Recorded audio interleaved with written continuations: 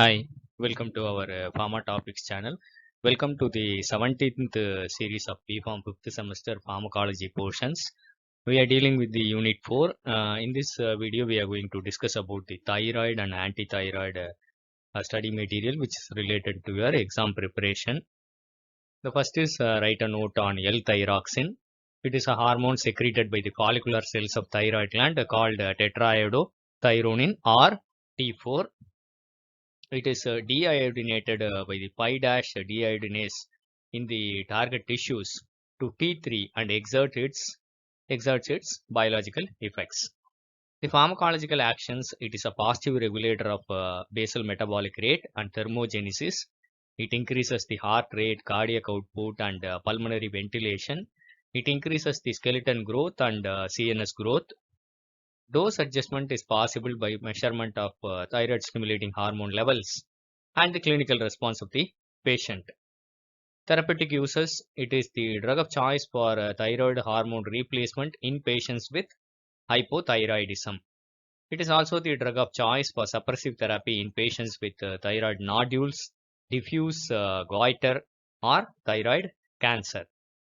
Myxedema coma is a medical emergency in which levothyroxine is administered intravenously as a loading dose, followed by maintenance dose.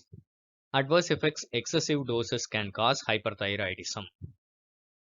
Drug interactions, levothyroxine when combined with antacids or sucralfate, it reduces the absorption of levothyroxine. Next is liothyronine. It is also called triiodothyronine. It is a more potent drug having a shorter half-life. It is difficult to monitor the response to the treatment. It is used only in the treatment of myxedema coma, which is an emergency situation. It can cause cardiac adverse effects. The next is classify antithyroid drugs. First category is inhibitors of sodium iodide symporter in the thyroid gland. They are thiocyanates and perchlorates. Thyroid peroxidase inhibitors TPOI, carbimazole, methimazole and propylthiouracil. Inhibitors of thyroid hormone release, sodium iodide, potassium iodide, Lugol solution. Actually, Lugol solution is a mixture of 5% iodine in 10% potassium iodide solution. Then drugs causing destruction of thyroid gland, iodine 131. Drugs inhibiting the peripheral conversion of T4 to T3, propylthiouracil and propranolol. Then adjuvant antithyroid drugs, beta blockers, calcium channel blockers, particularly diltiazem and steroids, IV methyl prednisolone. These are the 6 category of drugs which are antithyroid drugs. Let us see about methimazole first. It is a thioamide antithyroid drug. It inhibits the thyroid peroxidase enzyme required for the formation of T3 and T4. It is well absorbed from the gut after oral administration. It actively concentrates in the thyroid gland and it's having a longer duration of action. It inhibits the formation of new thyroid hormones but does not have effect on the stored pool of T3 and T4. So the effect of these drugs is delayed for 4 to 8 weeks, where the hormonal stores are depleted and the circulating hormones return to normal levels. Therapeutic uses, it is used in treatment of Gravesdisease and toxic nodular goiter. It is used in young patients before thyroidectomy, and these drugs make the patient euthyroid before the start of radioactive iodine. Adverse effects, more common adverse effects are pruritic maculopapular rash, arthralgia and fever. The less frequent adverse effects are lupus erythematosus-like syndrome, hepatitis and gastrointestinal distress. The rare adverse effects are reversible agranulocytosis and transient or sudden leukopenia. If sudden leukopenia occurs, these patients experience fever, weakness, sore throat or flu-like symptoms. Contraindications. Methimazole is contraindicated in pregnancy. The next is propylthiouracil. It is also a thioamide antithyroid drug. It inhibits the thyroid peroxidase enzyme required for formation of T3 and T4. It additionally inhibits the conversion of T4 to T3 in the peripheral tissues. It is well absorbed from the gut after oral administration. It's actively concentrated in the thyroid gland and it is also having a longer duration of action.